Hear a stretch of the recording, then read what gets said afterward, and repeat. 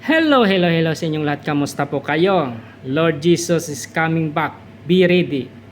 Si Lord Jesus ay babalik kaya maghanda.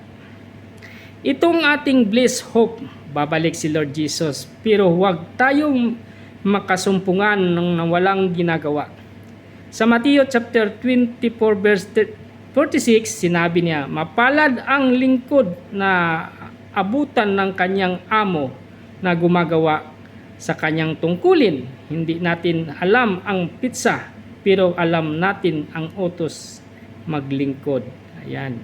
Ano ang sabi niya dito sa Acts chapter 1 verse 11? The same Jesus will come back.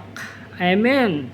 Salamat sa Diyos sa kanyang mga salita at ingat po lagi at ugaliin lagi nating manalangin sa ating Diyos. Ayan. At salamat sa inyong panonood sa aking video. Sana ay makatulong ng kunti sa inyo o marami ring bagay kung kayo naniniwala sa ating Diyos. Amen po ba? Bye-bye. God bless.